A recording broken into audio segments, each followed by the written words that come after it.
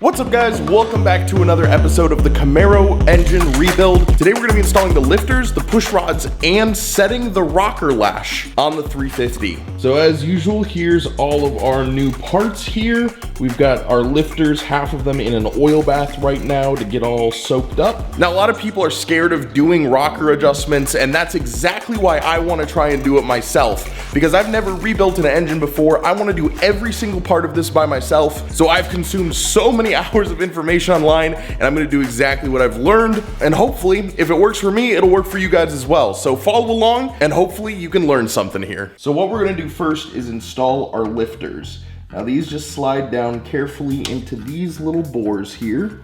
Now these are a very, very tight fit, so don't be afraid if they're going in a little bit slowly. They're very, very tight, which is why we bathe them in oil first. Now, when you're putting your lifters in, you want to make sure that you're doing it in the right direction. This little part with the push down little hole is where the push rod's going to sit into, so that's the part that you want facing upwards. You put them in upside down, they are almost impossible to get back out without tearing a significant part of your engine apart. All right, so now all of our lifters are in there. You can see them all nicely placed in along their holes. Next, we're gonna take our push rods and we're gonna put a little dab of assembly lube on both ends and then slide them into the holes. Now these heads have little alignment brackets that help you know exactly where to put those push rods and they keep them tight, but straight down back behind there is the lifter itself, so you got a perfect lineup. Little dab of assembly lube on each end. These are actually omnidirectional push rods, so it doesn't matter which end goes where. And we're just gonna slide this down.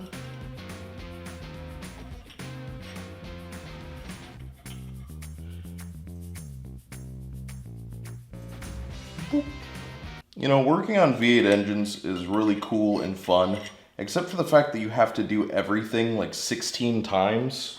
All right, so now that we got all of the push rods installed and the lifters, we can start putting the rockers on. Now the rockers themselves have three distinct pieces. There's the rocker arm, there's this little swivel bearing here. I don't know if that has an actual name, I'm sure it does. And then there's the bolt that holds everything tight. We're gonna put a little bit of assembly lube directly onto the rocker where the push rod sits. And then this is just gonna go down over the peg. Then the little swivel bearing goes down next. And then to cap it all off, the bolt. A weird little thing that I just realized, these little pieces here and the bolts for these rockers don't actually fit on the studs on these heads. But all of the old hardware does. And these little rotation pieces are exactly the same size as those.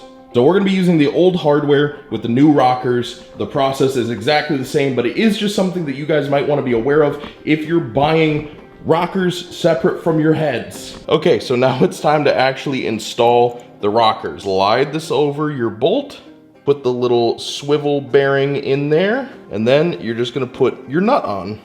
You're just gonna snug this down. Make sure it doesn't fall off of the spring, and you just want that down there enough that it's not gonna just fall off, but you do want some play in that push rod. Also, one small but not so small thing that I forgot to mention is you wanna put a little tiny dab of assembly lube, technically right on the top of these springs, but because I already put this on here, I'm just gonna put it on the roller itself, and it will be fine. Okay, so we got them all lubed up, and now we're gonna put the rockers on the other 7. So the audio on my camera broke at this point in the video for some odd reason, but what we're doing here is starting to check the actual rod lash itself. The way that I'm playing with these rods, pushing them up and down, we don't want any up and down movement whatsoever. So you're gonna slowly tighten the nut down until there is absolutely no lash whatsoever across every single one of the rockers. You do wanna be able to lightly spin it with your fingers, but you do not want it to be able to move up and down. So find the absolute hairline point between being able to spin it with your fingers, but not being able to move up and down. Usually right about the point where it stops being able to be spun is the perfect point that you wanna have for your lash. Now, a lot of people really overcomplicate it, and you might be questioning the fact that I just said to run every single one of them down like this, but don't worry, that's exactly how you should do it. Because as I'm about to go on to explain in this next clip here, what we're going to start doing is rotating the engine and making sure that there's no lash across the entire rotation of the engine. All right, I got all of the rockers tightened down. They are looking super good here. Tight all the way along, no lash, no movement, all good. But all still rotatable, which is exactly what you want. So now what we're gonna do is turn the crankshaft 90 degrees to the right, and we're gonna run through all of the rockers again and make sure there's still no movement.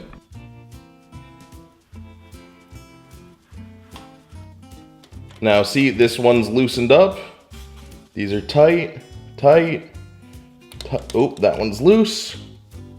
That one's loose. That one's loose. All right, so we got a couple that are still loose here. All right, all of the rockers are adjusted on both sides. In total, I had to do 8 different checks. So you start top dead center, go 90 degrees to the right, 90 degrees to the right, 90 degrees to the right, and all the way around one more time, because that gets all of your exhaust and your intake rockers calibrated properly. And now we're back at top dead center here, and you can see every single one of these is in great, perfect condition.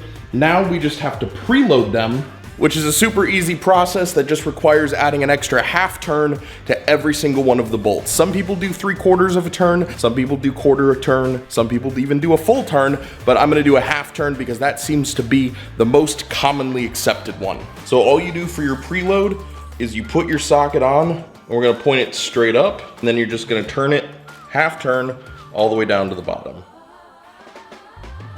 There we go. You're gonna do that on every single one of the rockers, and then they'll be installed. And that's it. All of our rockers are preloaded, torqued down, and are totally tight.